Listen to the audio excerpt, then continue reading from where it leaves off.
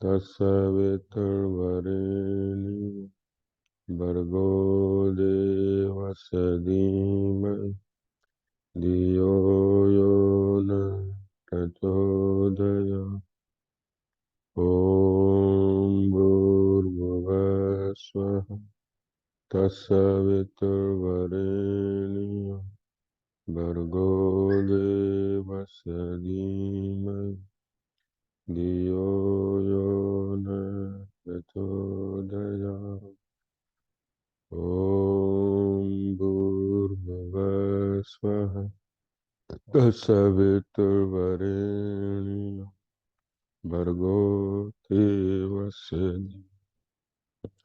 धियो यो न प्रचोदयात्। ॐ शान्ति शान्ति। गुरुर्ब्रह्मा गुरुर्विष्णु गुरुर्देवो महेश्वरः गुरुर्साक्षात् परब्रह्म तस्मै श्री। या देवी सर्वभूतेषु शक्तिरूपेण संस्थिता नमस्तस्यै नमस्तस्यै नमस्तस्यै नमो नमः। श्री राम जय राम जय जय राम। श्री राम जय राम जय जय राम। श्री राम जय राम जय जय राम। श्री राम जय राम जय जय राम। श्री राम जय राम जय जय राम। श्री राम जय राम जय जय राम। श्री राम जय राम जय जय राम। श्री राम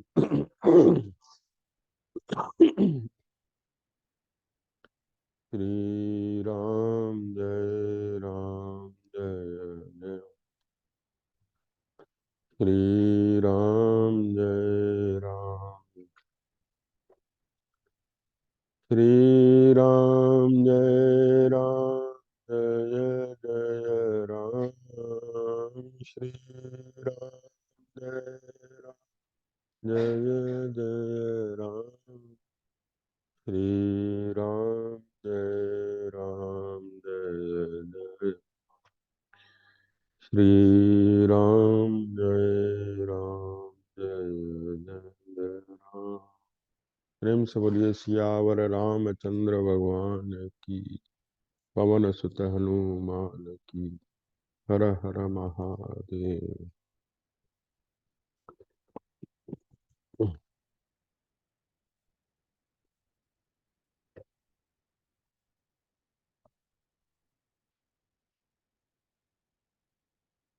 को बुला दे।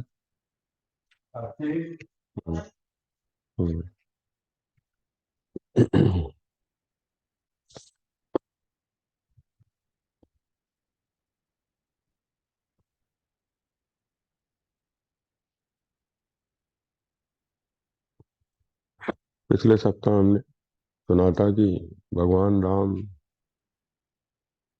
लक्ष्मण ने कुटी बनाई चित्रकूट पर्वत पर। वाल्मीकि जी से मुलाकात हुई उनकी। देखो वनवास जाते समय पहली मुलाकात किससे हुई है? निषाद राज गोवत्स से पहली मुलाकात हुई है। दूसरी मुलाकात भारद्वाज मुनि से हुई है। तीसरी मुलाकात वाल्मीकि ऋषि से हुई है ना? हाँ, केवट भी उसके साथ थे, निषाद राज गोवत्स के साथ। तो इस प्रकार अब जो है ये छठा दिन बताते हैं वनवास का। और वहां पर कुटी बना के उसमें प्रवेश किया है। इधर जो है सुमंत्र निषाद राज गोहत के साथ ही खड़े थे। उनको तो विदाई दे दी थी भगवान राम ने, लेकिन वो गए नहीं थे अयोध्या। वहीं निषाद राज गोहत के साथ ही रुके थे। उनके मन में ये लालसा थी कि शायद श्री राम मुझे बुला लें वापस, ये लोभ था। तो वहाँ रुके थे।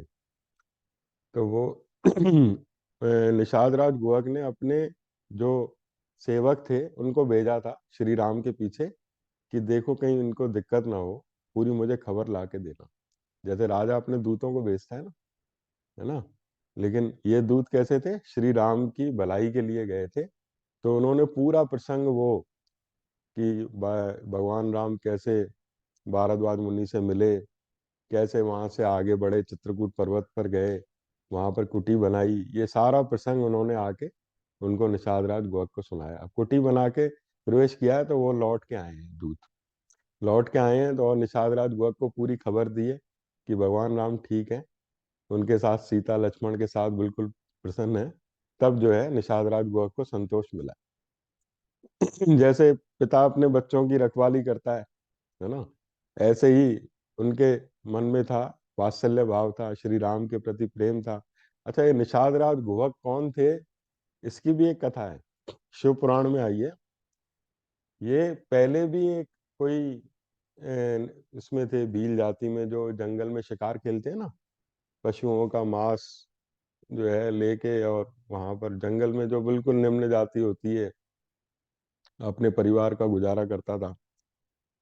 तो वहां तो ये मांस आदि भी पका के खा लेते हैं। तो वो एक बार शिवरात्रि का दिन था, अभी शिवरात्रि देखो आने वाली है, 18 फरवरी की है ना शिवरात्रि। शिवरात्रि का दिन था, उसको कहीं से कोई भोजन नहीं मिला, 3 4 5 दिन हो गए थे, भूखे प्यासे थे उसके बच्चे।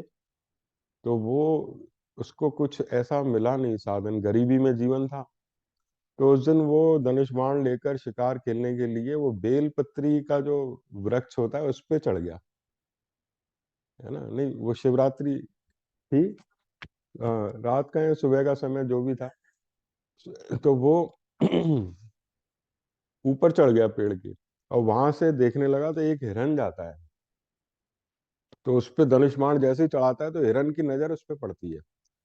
तो हिरन, जैसे कहते हैं ना, पहले सतयुग में पशु पक्षी भी बात करते थे, उनकी बातें समझते थे। तो वो उससे कहता है कि अरे भाई मुझे मत मारो, मुझे मत मारो, मैं अपने परिवार के साथ रहता हूँ, और ऐसे अगर मुझे आप मार दोगे तो मैं बिल्कुल परिवार से बिछड़ जाऊंगा। आप मुझे एक बार परिवार से मिल के आने दो।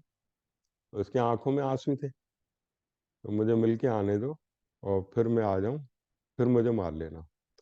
तो वो भील जो था उसके मन में दया आ गई, करुणा आ गई। जिसके जो क्रूर, बिल्कुल क्रूरता में जीवन बिताते हैं हिंसा में, उसके मन में दया आ गई। तो वो सोचे कि ये मेरे मन में दया क्यों आ रही है, मैं क्यों उसको नहीं मार रहा हूँ। वो खुद ही हैरान, उसने छोड़ दिया उसको, हिरन को। वो हिरन चला गया, तो उससे जब उसने धनुष बाण चलाया था तो बेल पत्री के वो वृक्ष से पत्ते गिरे, नीचे शिवलिंग था, उसी वृक्ष के नीचे शिवलिंग था, वो शिवलिंग पे गिरे। अच्छा, भूखा प्यासा था ही तो व्रत था उसका एक तरह से, तो कुछ खाया नहीं था। तो उपवास में उसकी प्रथम पूजा हो गई, प्रातः काल की प्रथम पूजा हो गई। फिर दोपहर के समय उसको दूसरा हिरनी मिली, वो उसी की स्त्री थी। तो उसको उसने मारना चाहा, तो वो भी ऐसे बोली, अरे नहीं नहीं, मुझे मत मारो, मुझे मत मारो, मैं तो ऐसे जो है, मैं परिवार से बिछड़ जाऊंगी, मैं पहले मिल के आ जाऊं परिवार से, तुम फिर मैं तुम्हारे पास आ जाऊंगी। तो फिर उसके मन में दया आ जाती है, वो भी हैरान कि मेरे मन में दया क्यों आ रही है। वो भी वृक्ष भी दैवीय था, वो शिवलिंग था, वो स्थान का प्रभाव पड़ता है ना। किसी स्थान, जैसे सत्संग का स्थान हो, कोई तीर्थ हो, तीर्थ में पाप ऑटोमेटिक नहीं आता है। कोई अगर ऐसा स्थान हो जहाँ संत की साधना की हो, तो वहाँ ऑटोमेटिक आपके विचार शुद्ध हो जाएंगे, है ना।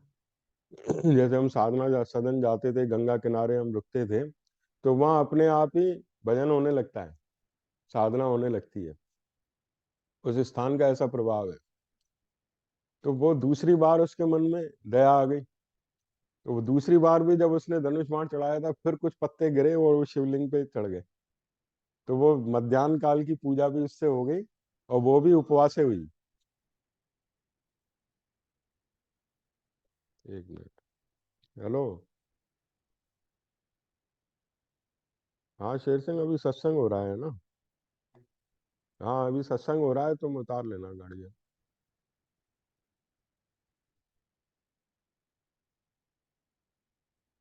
है, चद्दर कटी है क्या? उसकी रौल है। तो दूसरी पूजा हो गई मध्याह्न काल की। फिर तीसरी बार सायंकालीन पूजा होती है उसकी, तीसरी बार भी ऐसा ही होता है, वो छोड़ देता है उसको। और तीसरी बार जब पूजा होती है तो शिव भगवान प्रकट हो जाते हैं शिवलिंग में। शिवरात्रि का दिन था। अब वो शिव भगवान तो आशुतोष है। आशुतोष माने जो शीघ्र प्रसन्न हो जाए ऐसे देवता है। और देवता थोड़ा देर में प्रसन्न होते हैं। शिव भगवान थोड़ा जल्दी प्रसन्न हो जाते हैं। थोड़े में ही प्रसन्न हो जाते हैं। तो शिव भगवान प्रकट हो गए और उसको दर्शन दिया। उसका भी कोई अहोभाग्य, वो हाथ जोड़ के खड़ा हो गया, बोला ये कैसा चमत्कार। उनके चरणों में गिर गया, उनके स्वरूप को देखकर वो तो उसका शरीर ही शुद्ध हो गया, मन वाणी वो लड़खड़ाने लगी, उनकी स्तुति करने लगा भगवान की। और उनके चरणों में बार बार प्रणाम करने लगा। शिव भगवान बोले तुम भीलों के राजा बनोगे। ये भगवान राम का त्रेता युग है ना। त्रेता युग में भीलों के राजा बनोगे। और वहां तुम्हारी भगवान से भेंट होगी। जब जब भगवान राम का रूप धारण करके आएंगे, उनसे तुम्हारी भेंट होगी, उनसे तुम्हारी मित्रता होगी। तो ये भगवान शिव का आशीर्वाद है उनको। ये निषाद राज गोवक कोई साधारण नहीं है। ये भगवान से भेंट करने के लिए देखो, ये ऋषि मुनि जंगल में ये सब इंतजार कर रहे हैं। भारद्वाज मुनि तपस्या करते थे तो राम का इंतजार कर रहे हैं।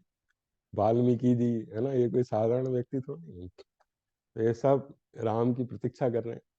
तो वही ये निषाद राज गोवक वो है, ये शिव पुराण में कथा है ये शिवरात्रि की। तो निषाद राज गोवक ने इधर जब श्री राम गंगा के दक्षिण तट पर उतर गए, तब गोवा दुख से व्याकुल हो सुमंत्र के साथ बड़ी देर तक बातचीत करता रहा। इसके बाद वह सुमंत्र को साथ ले अपने घर को चला गया। श्री रामचंद्र जी का प्रयाग में भारद्वाज के आश्रम पर जाना, मुनि के द्वारा सत्कार पाना तथा चित्रकूट पर्वत पर पहुंचना, ये सब वृतांत श्रृंगवेरपुर के निवासी गुप्तचरों ने देखे और लौटकर गुहा को इन सब बातों से अवगत कराया। इन सब बातों को जानकर सुमंत्र गुहा से विदा ले अपने उत्तम घोड़ों को रथ में जोतकर अयोध्या की ओर लौट पड़े। उस समय उनके मन में बड़ा दुख हो रहा था। अब जब सुमंत्र वहां से लौटते हैं तो उनके मन में बड़ा दुख हो रहा है। बड़ा विरह की एक मतलब अग्नि जैसे जलती है। वो बड़ा आंसू बहाते हुए वहां से लौट रहे हैं। उनके घोड़े जो हैं आंसू बहा रहे हैं। घोड़े जो है लौट लौट के ऐसे करके देखते हैं कि श्री राम पीछे तो नहीं आ रहे। तो घोड़ों की ये दशा है, क्योंकि वो श्री राम को ही उन्होंने बार बार रथ पे घुमाया था। घोड़ों की ये दिशा है, वो हिनहिनाते हैं, उनका उनके कदम नहीं बढ़ते हैं। इस तरह से सुमंत्र और वो घोड़े बड़े व्याकुल होकर वहां से लौटते हैं। लौटते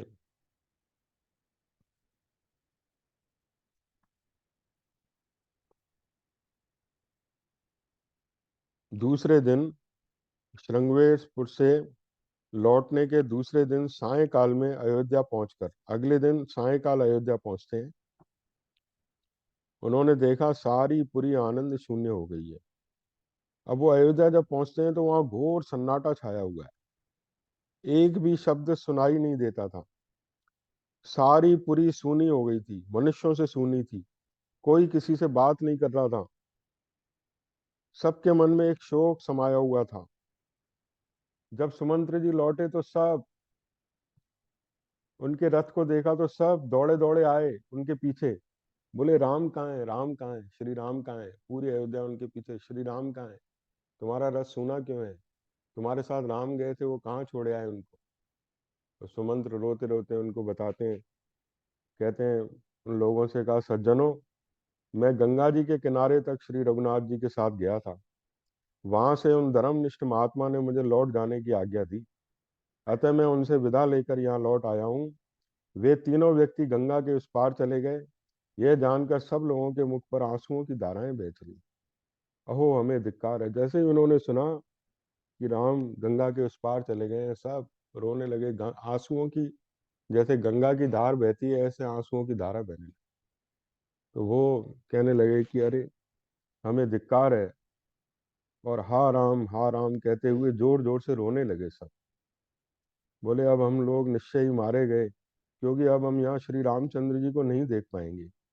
दान, यज्ञ, विवाह तथा बड़े बड़े सामाजिक उत्सवों के समय अब हम किसी धर्मात्मा श्री राम को अपने बीच में खड़ा हुआ नहीं देख सकेंगे। बोले दान होता था, यज्ञ होता था, उत्साह होता था, विवाह समारोह होता था, उस समय हर समय श्री राम वहां जाते थे, सबके बीच में रहते थे, है ना, सबसे बातचीत करते, सबका कुशल क्षेम जानते थे, सबका ख्याल रखते थे। तो बोले अब हम श्री राम को नहीं देख पाएंगे। सबको राम के दर्शन होते थे, बड़ी प्रसन्नता होती थी। तो बोले वो राम कैसे थे, अमुक वस्तु, अमुक कुछ पुरुष के लिए कौन सी वस्तु उपयोगी है, क्या करने से उसका प्रिय होगा, और कैसे कैसे किस किस वस्तु से उसे सुख मिलेगा, इत्यादि बातों का विचार करते हुए श्री रामचंद्र जी पिता की भांति इस नगर का पालन करते थे। इस प्रकार लोग जो है विलाप कर रहे थे। सुमंत्र जी जब जा रहे थे तो महलों की खिड़कियों से देखा कि महिलाएं रो रही हैं जो घरों से बाहर नहीं निकल पाती। तो उनसे देखा नहीं गया, उन्होंने कपड़े से अपना मुंह ढक लिया और आखिर वो दशरथ के महल तक पहुंचे। दशरथ के महल तक जब वहां पहुंचे तो वहां तो दशरथ जी की स्थिति कैसी थी, उनके मुख से केवल राम राम राम यही निकल रहा है। दशरथ को जैसे ही दशरथ ने जैसे ही सुमंत्र को देखा कि वो राम के साथ नहीं आए, तो वो एक तरह से उनकी स्थिति ऐसी हो गई है, बिल्कुल मूर्छा में, उठते हैं, जागते हैं, फिर मूर्छित हो जाते हैं। वो शोक के ऐसे बड़े समुद्र में डूब गए जिसको पार पाना बड़ा कठिन है।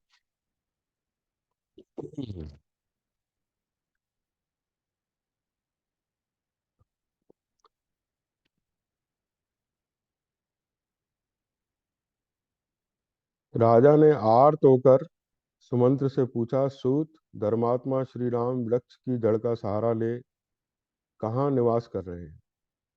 वो तो अत्यंत सुख में पले थे, मेरे लाडले राम वहाँ क्या खा रहे हैं?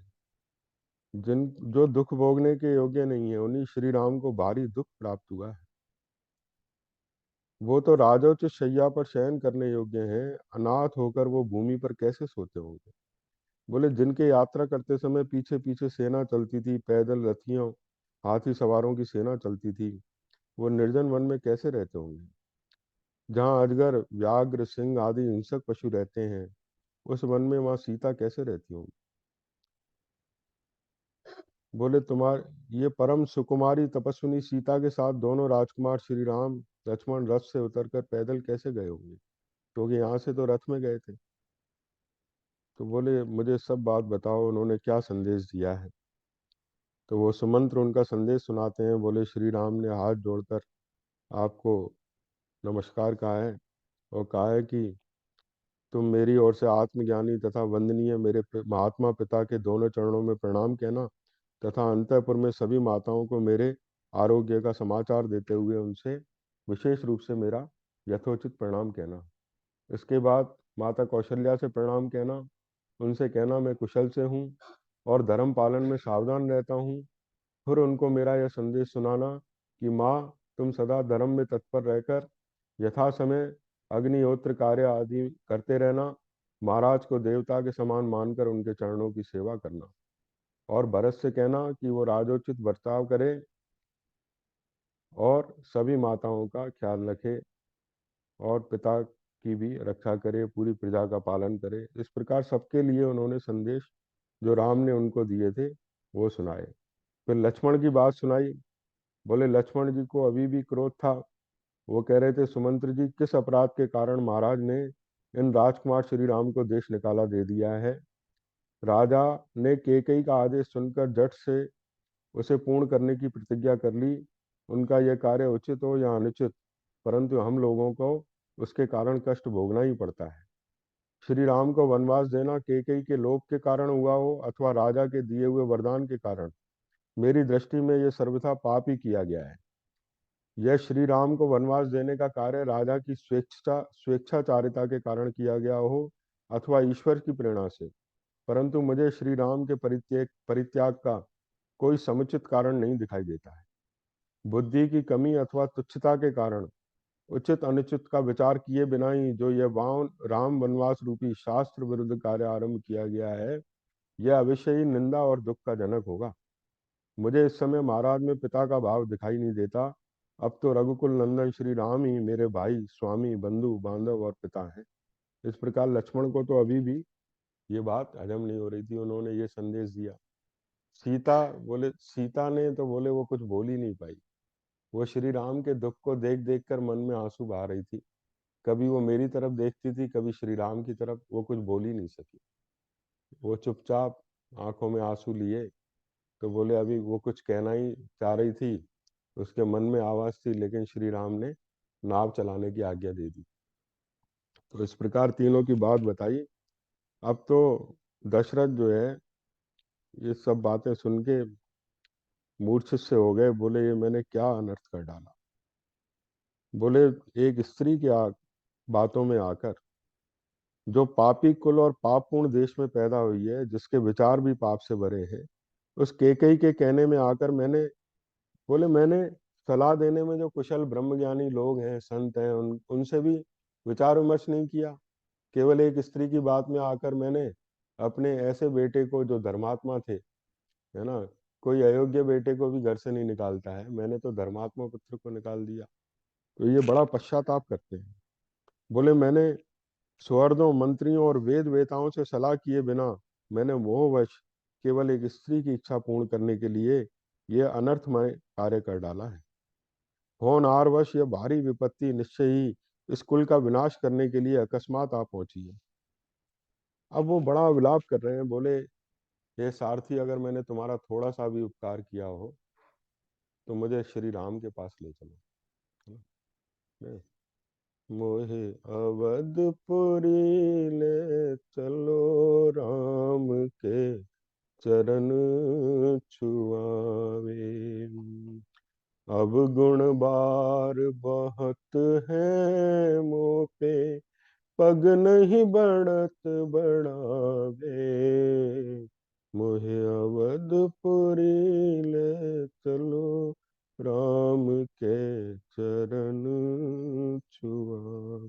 बोले किसी तरह मुझे श्री राम के पास ले चलो। मेरे प्राण अब छटपटा रहे हैं। मेरे प्राण अब मुझे राम के दर्शन के लिए शीघ्रता करने की प्रेरणा दे रहे हैं। बोले अब मैं रह नहीं पाऊंगा। बोले अभी भी अगर इस राज्य में मेरी आज्ञा चलती हो तो तुम मेरे आदेश से जाकर श्री राम को वन से लौटा ले आओ, क्योंकि अब मैं उनके बिना दो घड़ी भी जीवित नहीं रह सकूंगा। बोले अब तो, अथवा राम तो अब बहुत दूर चले गए होंगे, वो कैसे आएंगे। मुझे ही रथ पर बिठा कर ले चलो, शीघ्र ही राम का दर्शन कराओ। इस प्रकार वो विलाप करते हुए सुमंत्र से प्रार्थना करते हैं, राम के पास ले चलो, राम के पास ले चलो। इधर वो कौशल्या को हाथ जोड़कर कौशल्या भी विलाप कर रही थी, है ना। उनसे हाथ जोड़कर क्षमा मांगते हैं दशरथ। दशरथ जब क्षमा मांगते हैं तो वो उनके हाथ जोड़े हुए उनको अपने सर पे रख लेती है। कौशल्या कहती है नहीं नहीं, जो स्त्री अपने पति के द्वारा बार बार मनाई जाए तो वो अच्छे कुल की स्त्री नहीं कहलाती है। बोले आप ऐसे मत करो, है ना, आप ऐसे मत कहो।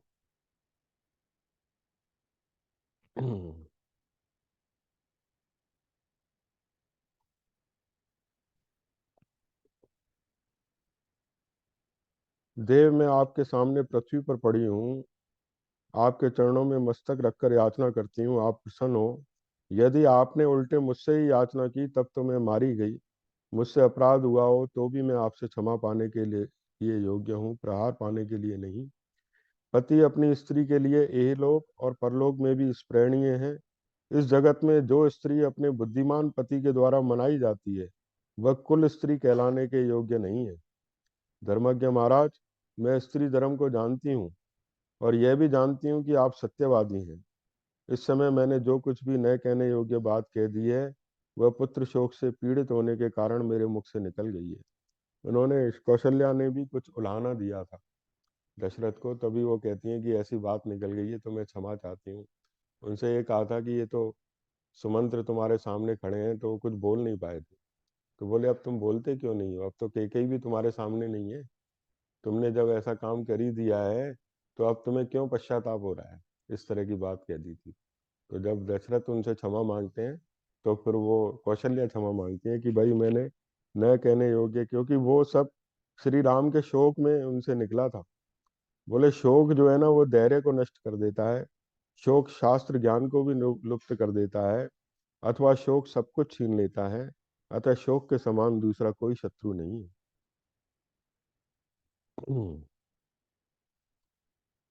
श्री राम को वन में गए आज 5 रातें बीत गई, मैं यही गिनती रहती हूँ। शोक ने मेरे हर्ष को नष्ट कर दिया है, अतः ये 5 रात मेरे लिए 5 वर्षों के समान प्रतीत हुई है। अब कौशल्या जो है एक एक रात गिन रही थी। बोले एक एक रात ऐसी है जो 1 बरस के समान, 1 बरस के समान। जो दुख से पीड़ित जो रात्रि होती है ना वो बड़ी लंबी दिखाई देती है, वो कटती नहीं है। और जो खुशी में दिन कटते हैं वो बड़ी जल्दी कट जाते हैं, है ना। तो बोले ये 5 रातें 5 वर्षों के समान प्रतीत हुई। बोले श्री राम देखो, अयोध्या वासी चाहे श्री राम के घर के लोग, इनके पास एक ही अवलंबन था कि श्री राम लौट के आएंगे। अगर ये अवलंबन नहीं होता तो ये कब के प्राण छोड़ देते। ये 14, अगर अवधि निश्चित नहीं होती कि 14 साल की, तो उनके प्राण नहीं टिकते, कौशल्या के भी प्राण नहीं टिकते। ये तो अवधि निश्चित थी, तो एक प्रतीक्षा थी, ये एक प्रतीक्षा थी कि राम लौट के आएंगे, तो उन्होंने प्राणों को धारण कर रखा था। जैसे देखो श्री कृष्ण भगवान जब ब्रज से निकलते हैं, तो वहां पर गोपियां सब रथ घेर कर खड़ी हो जाती हैं, लेट जाती हैं नीचे। अक्रूर जी लेने आए थे ना रथ। बोले अक्रूर नहीं है, क्रूर है उनको कहती है। बोले अक्रूर नाम तो गलत रख दिया गया, ये क्रूर है ये। श्री कृष्ण को ले जा रहे हैं, तो रथ के नीचे लेट गई। तो श्री कृष्ण भगवान ने उनसे कहा था परसों आऊंगा, परसों आऊंगा। तो आए तो आए तो थे ही नहीं वो, सालों तक नहीं आए, है ना। वो तो मथुरा में गए सो गए। तो वो परसों अभी भी ब्रज में जो है परसों कोई कहता नहीं है, परसों अपशब्द माना जाता है। श्री कृष्ण भगवान कह के पल्ले दिन बोलते हैं, पल्ले दिन। इस तरह से बोलते हैं। परसों, परसों कहते हुए उनको डर लगता है। तो श्री कृष्ण भगवान ने केवल इसलिए झूठ बोला कि भाई इनके प्राण रह सके। हालांकि वो तो विरह में ऐसे बिना मन की हो गई थी, उनकी विरह दशा कुछ ऐसी थी, है ना। तो वो श्री राम का भी अवधि निश्चित थी ना। तो श्री राम की एक प्रतीक्षा ही एक अवलंबन था उनके लिए, कि भाई श्री राम लौट के आएंगे 14 बरस में। एक बार कीर्तन करते हैं फिर आगे। रघुपति राघव राजा राम पति वन सीताराम।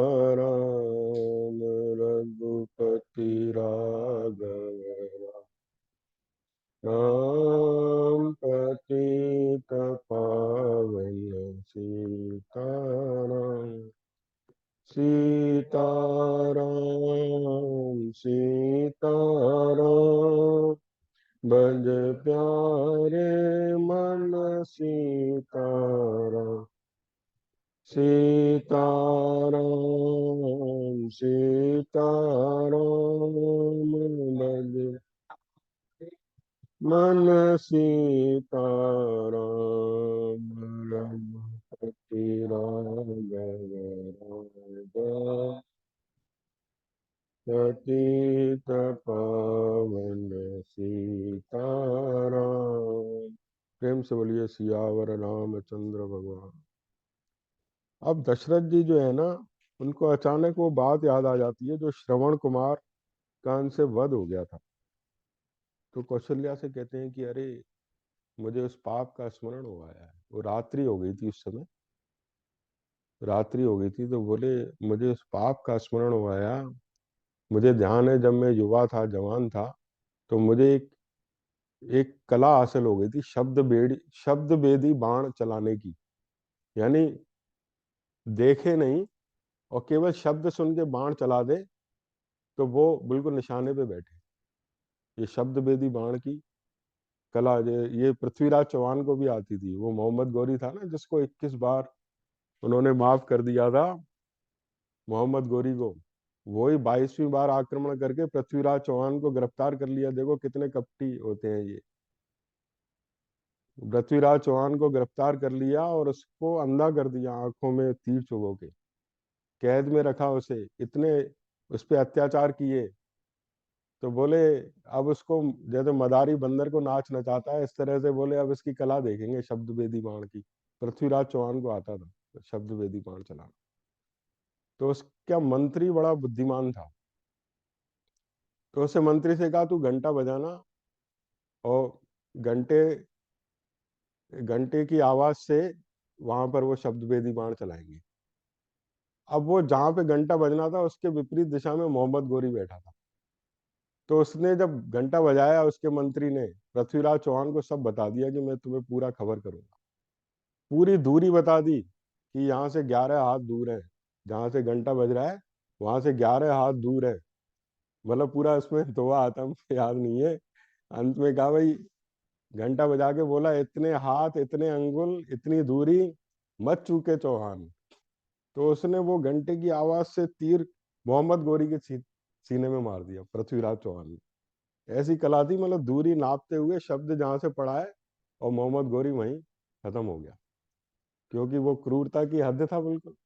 अब तो वो सेना जब उनको मारने आई तो मंत्री और पृथ्वीराज चौहान ने एक दूसरे को कटार मार दी। बोले इनके हाथ से मरे, इससे अच्छा हम दोनों एक दूसरे को मार दें। इस तरह से पृथ्वीराज, ये शब्द वेदी बाण उनको आता था। तो ये दशरथ को ये कला आती थी। बोले मैं उस समय बड़ा एक जवानी में जोश रहता है।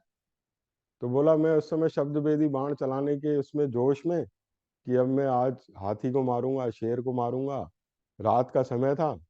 तो बोला कोई यहाँ पे जानवर आएगा ना, हाथी या कोई ऐसा, तो मैं यहीं से आवाज सुन के और उसको मार दूंगा। मैं दूर बैठा था, तो अचानक कोई घड़ा भरने की, जैसे कोई घड़ा भरने आया था, तो उसमें जो आवाज आती है ना, बुड़ बुड़ ऐसे करके आवाज आती है पानी में, तो उसने सोचा कोई हाथी पानी पीने के लिए आया। तो यहाँ दिया है भाई, कर्मों को सोच विचार के करना चाहिए, क्योंकि शुभ अथवा अशुभ कर्म अपना फल देते हैं। कोई भी कर्म होता है, अशुभ कर्म या पाप होता है ना, जैसे राख में आग ढकी हुई हो, ऐसे तुरंत फल नहीं देता है। पता नहीं समय आने पे कब प्रकट हो जाए, है ना। जैसे राख में आग ढकी हुई हो। आप देखो भीष्म पितामह को कब फल मिला है, बाणों की शरशैया पे लेटे हैं।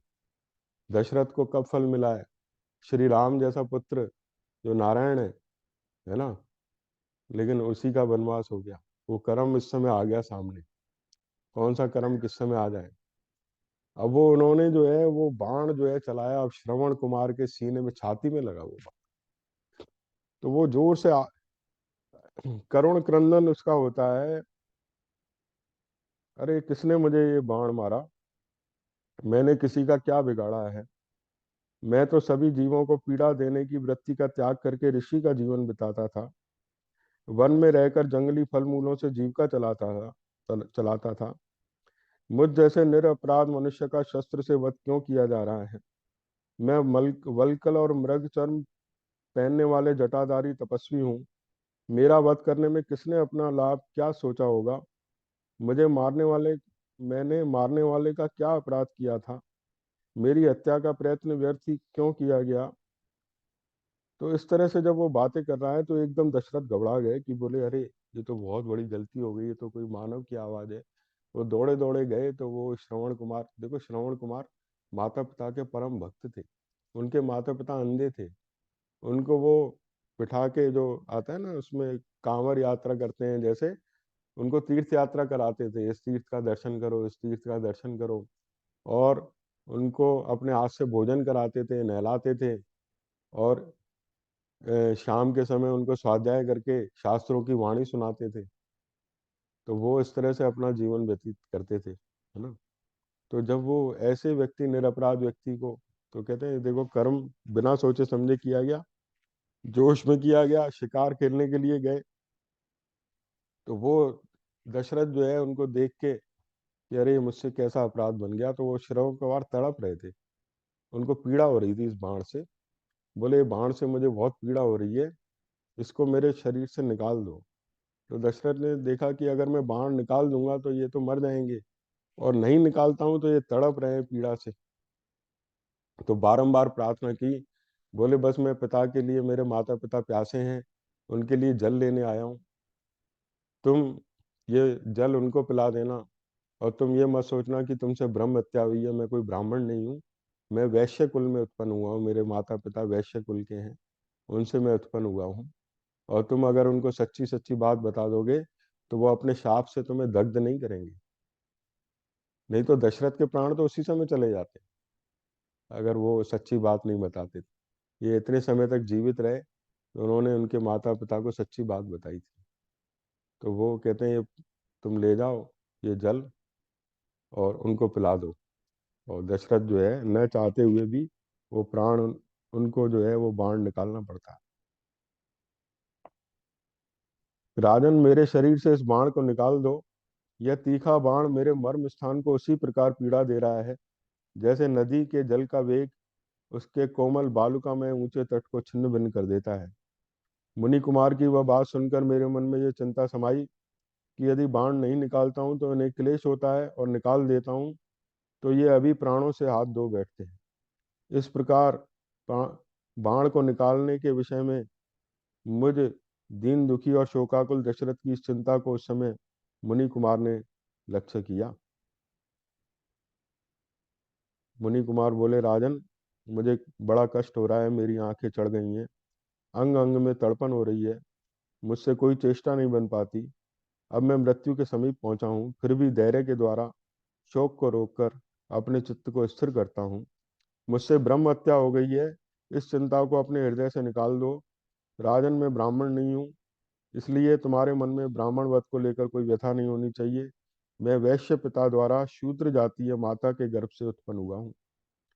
बाण से मर्म में आघात पहुंचने के कारण वे बड़े कष्ट से इतना ही कह सके, उनकी आंखें घूम रही थीं। अब वो बाण उन्होंने निकाल दिया और उसने प्राण त्याग दिए। श्रवण कुमार ने प्राण त्याग दिए। वो जल लेकर उनके माता पिता के पास गए तो उसके माता पिता बहुत देर से प्रतीक्षा कर रहे थे। जब पैरों की आहट उनको सुनाई दी तो बोले अरे श्रवण कुमार, तुम इतना विलम्ब कैसे हो गए? तुम्हारे माता पिता प्यासे थे, तुम्हें क्यों देर लग गई? तुम बताओ, तुम बोलते क्यों नहीं हो? तो दशरथ ने कहा कि मैं आपका पुत्र नहीं हूँ, मैं दशरथ नाम का एक क्षत्रिय हूँ, और मुझसे एक बड़ा पाप हो गया है। मैं धनुष बाण लेकर सरयू के तट पर आया था। मेरे आने का उद्देश्य यह था कि कोई जंगली हिंसक पशु अथवा हाथी घाट पर पानी पीने के लिए आए तो मैं उसे मारूं। थोड़ी देर बाद मुझे जल में घड़ा भरने की शब्द सुनाई दिया। मैंने समझा कोई हाथी आकर पानी पी रहा है, इसलिए उस पर बाण चला दिया। फिर सरयू के तट पर जाकर देखा कि मेरा बाण एक तपस्वी की छाती में लगा है, वे मृत प्राय होकर धरती पर पड़े हैं। इस प्रकार पूरी बात बताते हैं।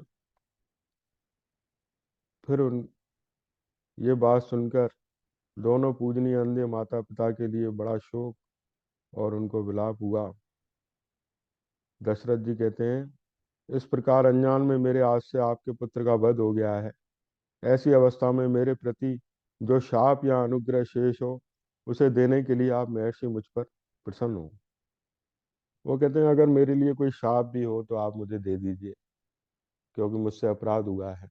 अब वो सच्ची बात जब बताते हैं तो मैंने अपने मुंह से अपना पाप प्रकट कर दिया था, इसलिए मेरी क्रूरता से भरी हुई वह बात सुनकर पूज्यपाद महर्षि मुझे कठोर कठोर दंड भस्म हो जाने का शाप नहीं दे सके। लेकिन वो रोने लगे। रोते रोते बोले कि हमें अपने पुत्र के पास ले चलो। तो दशरथ उनको,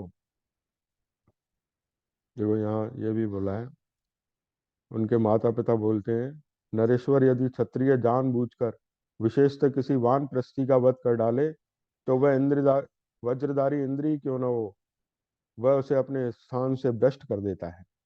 तपस्या में लगे हुए वैसे ब्रह्मवादी मुनि पर जानबूझकर शस्त्र का प्रहार करने वाले पुरुष के मस्तक के 7 टुकड़े हो जाते हैं। तुमने अनजान में यह पाप किया है, इसलिए अभी तक जीवित हो। यदि जानबूझकर किया होता तो समस्त रघुवंशियों का कुल ही नष्ट हो जाता। अकेले तुम्हारी तो बात ही क्या है। अब हमें उस स्थान पर ले चलो जहाँ हमारा पुत्र मरा पड़ा है।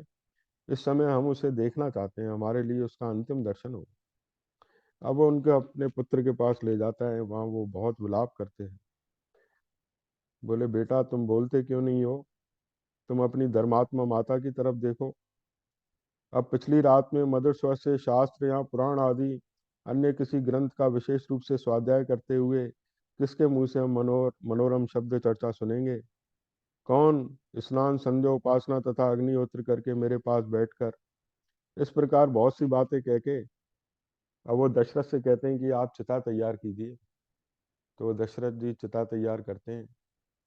तो जो पुत्र की अग्नि के साथ स्वयं भी इसमें प्रवेश कर जाते हैं, माता पिता कहते हैं अब तो हमारा कोई सहारा नहीं है। दशरथ के देखते देखते, लेकिन जाते जाते ये बात कह जाते हैं कि जिस प्रकार हम अपने पुत्र शोक में जा रहे हैं, तुम भी पुत्र शोक में प्राण त्यागोगे। ये श्राप उनको दे जाते हैं। तो वो दशरथ जी वो बताते हैं कौशल्या को कि भाई वही समय अब आया है कि अब बोले अब मैं रुकूंगा नहीं, क्योंकि अब मैं राम के बिना रह नहीं पाऊंगा। बताते हैं कि वो उस समय जब चिता जल रही थी तो उनके लिए एक लोक आता है, देवलोक से एक रथ आता है, दिव्य विमान आता है, जो श्रवण कुमार और उनके माता पिता को ले जाता है। दिव्य श्रवण कुमार को दिव्य शरीर प्राप्त होता है कि वो माता पिता की सेवा से इतनी उनको परम गति प्राप्त होती है कि भाई इतना ऊंचा पद प्राप्त होता है। कोई बड़ी ऊंची जाति थी नहीं, केवल एक ही व्रत था माता पिता की सेवा का। उस सेवा से ही वो इतने दिव्य लोक को प्राप्त होते हैं। ये बात इसमें आई है कि एक दिव्य विमान पे चढ़ के वो वैकुंठ की तरफ जाते हैं।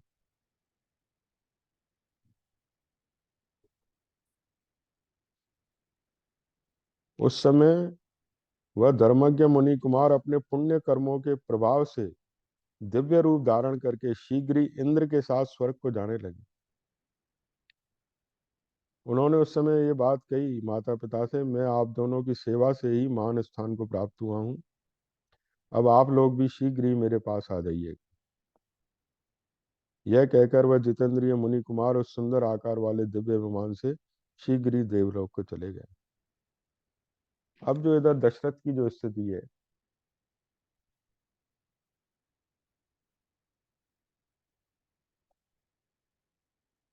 वो राम राम राम उनकी धुनी चल रही है निरंतर। अब देखो दशरथ ने भी जो प्राण त्यागे हैं, राम का चिंतन करते हुए, राम का सुमिरन करते हुए। देखो गीता में आया है ना, अंत कालेव च मामेव स्मरण मुक्त्वा कलेवरम, है ना। अंत काल में जो मेरा स्मरण करते हुए इस शरीर को त्याग करता है, वो मुझे ही प्राप्त होता है। अंत काल में भगवत स्मृति बड़ी कठिन होती है, इतनी पीड़ा होती है शरीर में प्राण छोड़ते समय, जैसे 100 बिच्छू एक साथ डंक मार ले, इतनी पीड़ा होती है। एक बिच्छू डंक मारता है ना तो आदमी 24 घंटे रोता है, इतनी पीड़ा होती है। 100 बिच्छू डंक मारे, इतनी पीड़ा होती है शरीर में। वो मैंने अपनी दादी अमावडी को देखा है, वो ऐसे तड़प रही थी। मैं तो इस तरफ बैठा था, इधर से पलंग से फिर इधर एकदम जाए फिर ऐसे करें, इतनी पीड़ा हो रही थी उनको। फिर इधर गिरे फिर इधर गिरे, ऐसे प्राण खींचते हैं ना यमदूत। बाबा को देखा था, बड़े बाबा को, तो वो चिल्ला रहे थे कि बोले मुझे यमदूत दिखाई दे रहे हैं, जोर जोर से चिल्ला रहे थे। तो बाबा उस समय फिर गीता पाठ करने लगे उनके आगे, तो थोड़ा उनको शांति हुई। तो इतनी पीड़ा होती है शरीर में, तो राम नाम का स्मरण कहाँ से होगा? हम सोचते हैं कि भाई जीवन भर मौज करो, अंत में भगवान का नाम ले लेंगे। भगवान ने तो बड़ा सरल कर दिया है कि आखिरी में याद करो। तो इतना सहज नहीं है। जिसका जीवन भर भजन का अभ्यास है ना, उसी को अंत में नाम नाम की स्मृति आती है। तो इसलिए जवानी में ही भजन के मार्ग पर चलना चाहिए, भगवान की स्मृति रखनी चाहिए। शरीर तो छूटता ही है एक दिन, तो भगवान के स्मरण का अभ्यास होना चाहिए, सहज हो जाता है फिर। तो भगवान राम का स्मरण करते हुए दशरथ जी महाराज बारंबार स्मरण करते हैं, उनकी पूरी वृत्ति भगवान में लग गई। बात है ना, देहांत काले तुम सामने हो, बंसी बजाते मन को लुभाते, गाता यही मैं तन नाथ त्यागूं गाता यही मैं, तन नाथ त्यागूं गोविंद दामोदर माधवेति, गोविंद दामोदर माधवेति, हे कृष्ण हे यादव हे सखी। भीष्म पितामह ने भी ऐसे ही प्राण त्यागे थे, बाणों की शरशैया पे लेटे हैं, श्री कृष्ण भगवान सामने, उनसे कहते हैं कि आप यहीं खड़े रहो, अब मैं अपने प्राण छोड़ रहा हूँ। इच्छा मृत्यु का वरदान था उनको। उन्होंने सोचा इससे बढ़िया मौका और कहाँ मिलेगा, भगवान का स्मरण करते हुए, भगवान को याद करते हुए, भगवान का दर्शन करते हुए गए थे। यहाँ भी भगवान का दर्शन ही है, भगवान का स्मरण ही है। राम राम राम कहते हुए दशरथ जी इस संसार से विदा हुए। उन्होंने इस कलेवर को छोड़ दिया। कलेवर माने शरीर, है ना, छोड़ दिया। जो इतने साल तक राज किया था, आज वो सूना हो गया, उसमें से प्राण रूपी पक्षी निकल गया। हाँ। तो देखो, ज्ञानी और भक्त के प्राण त्यागने में क्या अंतर होता है। ज्ञानी अपने स्वरूप में रहता है। विवेक चूड़ामणि में आया, जैसे हाथी के सूंड से माला गिरी, उसको एहसास ही नहीं हुआ कि माला गिरी। ज्ञानी अपने आत्म स्वरूप में रहता है। ये उपाधि छूट गई, उसको पहले से ही छोड़ रखा था उसने, छूटी हुई थी, वो देहभाव में था ही नहीं, वो तो अपने आत्म स्वरूप में था। तो उसको छूटने का आभास ही नहीं हुआ, छूटी पहले से ही उसने छोड़ दिया था। भक्त लोग क्या होते हैं, सगुण साकार का चिंतन करके, उनका नाम लेके शरीर छोड़ते हैं, है ना। अब इसके आगे का प्रश्न, अब ये है, भरत को बुलावा भेजेंगे और राजा दशरथ का शरीर देखो, कड़ाई में रखा गया था, औषधियां थी, उसमें सुरक्षित रखा गया। क्योंकि जो शव होता है वो दुर्गंध आने लगती है, फूलना शुरू हो जाता है। लेकिन पहले देखो, विज्ञान इतनी चरम अवस्था तक पहुंचा था कि कई कई दिन तक शव को कैसे सुरक्षित रखा जाए। आधुनिक विज्ञान भी शायद इस मामले में इतना आगे नहीं है जितना प्राचीन था। उस समय तेल में औषधियां इतनी मिला के उसको रखा गया था, जब तक भरत लौट के आए तब तक वो शव सुरक्षित रहे। अब इसके आगे का प्रश्न,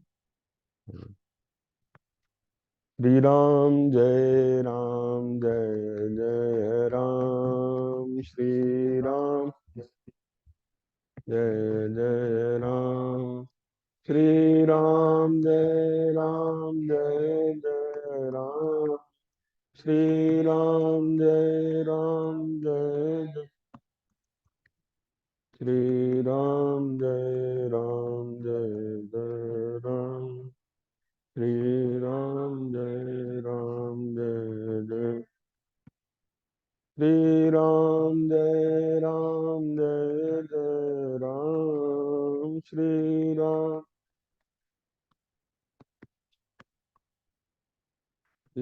राम जय।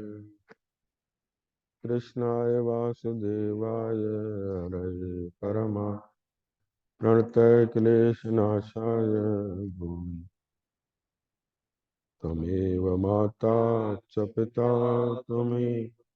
त्वमेव बन्धु च सखा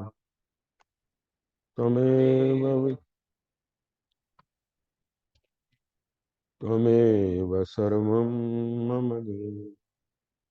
ओम पूर्णमद पूर्णमिदं पूर्णात् पूर्णमुदच्यते पूर्णस्य पूर्णमेवावशिष्यते। ओम शांति शांति है।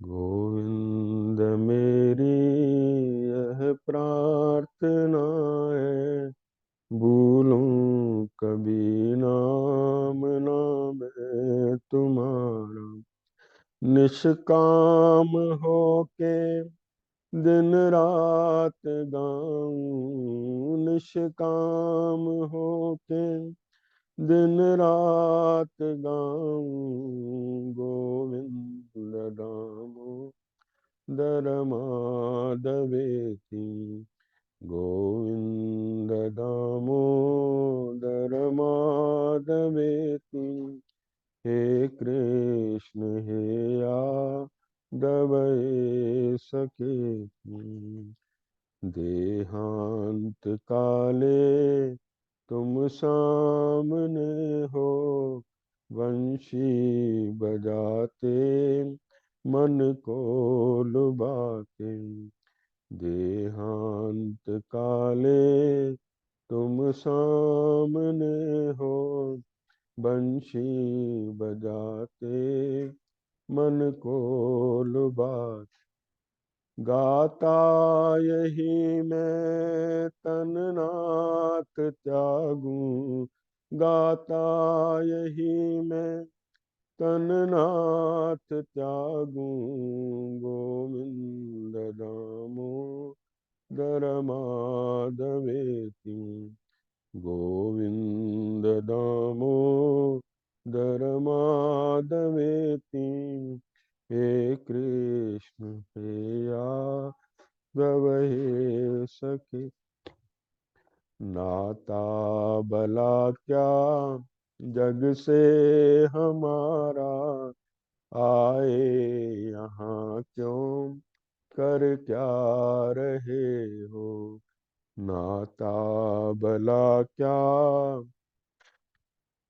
हमारा आए यहाँ क्यों कर क्या रहे सोचो विचारो हरि को पुकारो सोचो विचारो हरि को पुकारो गोविंद दामोदर माधवेति गोविंद दामोदर माधवेति हे कृष्ण हे यादव हे सखे प्रेम से बोलिए राधा कृष्ण हेली हर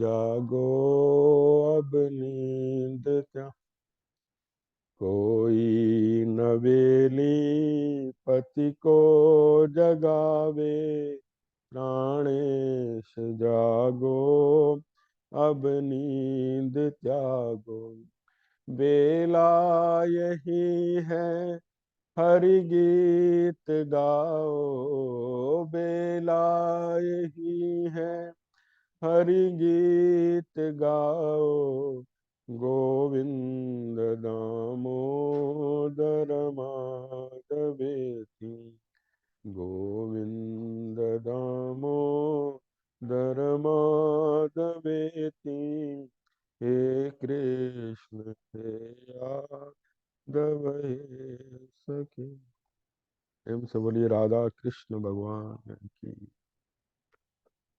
होगा।